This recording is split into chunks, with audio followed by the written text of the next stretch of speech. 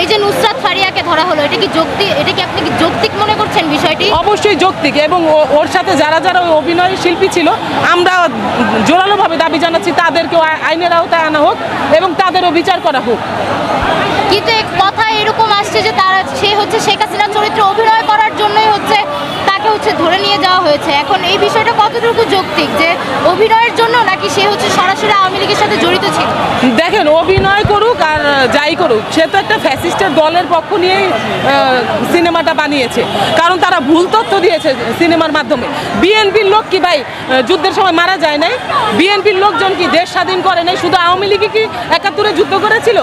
শহীদ president Ziaur Rahman কি যুদ্ধে ছিলেন না? তা আমাদের বড় বড় নেতারা যারা ছিলেন ওই সময়ের, তারা কি যুদ্ধ করে নাই? শুধু আওয়ামী লীগই করেছিল? তাহলে এটা তো বৈষম্য এখানেই তো শুরু হলো।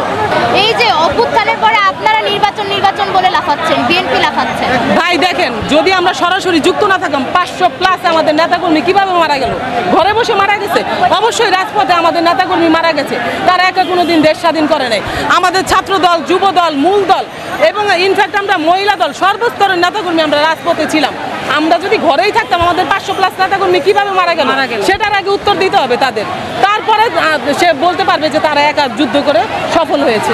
দেখেন, প্রথমে তো অবশ্যই জনগণের মাধ্যমেই হয়েছে, পরবর্তীতে তাদের যে আপনার কি বলে এটাকে লোভ, তাদের এত পরিমাণ লোভ কাজ করছে, এখন তারা সাধারণ জনগণের দল নাই, তারা এখন লোভের দল হয়ে গেছে, লুবি দল হয়ে গেছে। তারাও একই পথে হাঁটতেছে, হাসিনা যেই পথে হাঁটছে এখনও তারা সেই পথে হাঁটতেছে। টাকা পাচার হচ্ছে, অপকর্ম হচ্ছে, মানে তারা 20,000 টাকা দিয়ে জুতা পড়তেছে। তারা জনগণের দল হতেই পারে না। বাংলাদেশের জনগণের দল থাকলে একমাত্র বিএনপি জনগণের দল। আমরা দেশের কথা বলি, দেশের জনগণের কথা বলি। দেশের জনগণের যতগুলো দাবি আছে আমরা সবগুলো দাবি নিয়ে রাজপথে ছিলাম, আছি, থাকবো ইনশাল্লাহ। আমরা পালিয়ে যাওয়ার দল না, আমরা বিএনপি রাজপথে থাকার দল। আদালত রায় দিবে, আইনি প্রক্রিয়ায় হবে, বাট আসিফের পদত্যাগ আমরা সাধারণ জনগণ এবং আমাদের মানে বাংলাদেশ জাতীয়তাবাদী মহিলা দলের পক্ষ থেকে এবং সমগ্র বিএনপির পরিবার থেকে আমরা দাবি জানাচ্ছি আসিফের পদত্যাগ। ওর পদত্যাগের জন্য আমরা রাজপথে অবস্থান করেছি এবং যতক্ষণ না পদত্যাগ করবে আমরা রাজপথে এক চুলো ছাড়বো না। অবশ্যই আসিফ ওরা আছে, আর কারা থাকবে? তাদের ষড়যন্ত্র তো, তাদের বিএনপিকে নিয়ে বিরাট ভয়ের কারণেই তো এই ষড়যন্ত্রগুলো হচ্ছে। এটা আপনারা সাধারণ জনগণও জানে, আপনারা সাংবাদিকরাও জানেন, বা দলীয়ভাবে সবাই জানে। তাদের একটা ভয় কাজ করতেছে যে ভাইকে যদি বসানো হয় তারা ক্ষতির সম্মুখীন হবে, যার কারণে তারাই ষড়যন্ত্রকারী, আর কেউ নাই এখানে ষড়যন্ত্র করার জন্য। দেখেন, আমরা এত গরিব, আমরা এখানে দেখেন সবাই সবার নিজ খরচে রাজনীতি করি। আমরা কোনো টাকা পয়সার জন্য রাজনীতি করি না, দলকে ভালোবাসি, যার কারণে আমরা রাজনীতি করি। আওয়ামী লীগের টাকা দিয়ে বিএনপি ভাই কেন রাজনীতি করবে?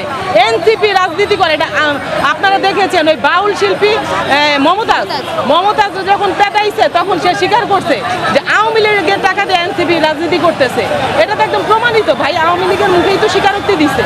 সে তো বলে নাই যে বিএনপি চলে, আওয়ামী লীগের টাকা দিয়ে বলছে, তো ক্লিয়ার তো। আপা, আরেকটা বিষয় যাবো, সেটা হচ্ছে যে আওয়ামী লীগকে পুনর্বাসনের চেষ্টা করতেছে বিএনপি, এনসিপি বলছে। দেখেন, আওয়ামী লীগকে যদি পুনর্বাসনের কথাই আসতো তাহলে তার তাড়ানোর প্রশ্নই আসতো না, তাহলে তো তারা দেশেই থাকতো। আপনাদের প্রত্যেকটা ইস্যু বুঝতে হবে। বিগত 17 বছর একটা দলকে অন্যায়, অবিচার, নির্যাতন, জেল, কি বলে আপনারা, গুম, খুন, মানে যত রকম হয়রানি আছে আমাদেরকে করছে।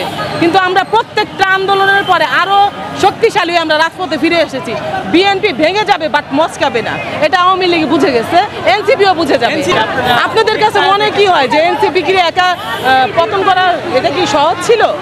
আমরা একটা বিএনপির বৃহৎ একটা দল, আমরা 17 বছর যুদ্ধ করেছি, আমরা সবাই একসাথে রাজপথে ছিলাম, যুদ্ধ করেছি, এটা তো আমরা অস্বীকার করতেছিলাম। কিন্তু এর মানে এই না দেশটা তারা কিনে নিয়েছে, তারা একা সব ভোগ করবে, জনগণের কথা তারা ভাববে না, এটা তো হতেই পারে না। না করলে সে কিভাবে পালালো?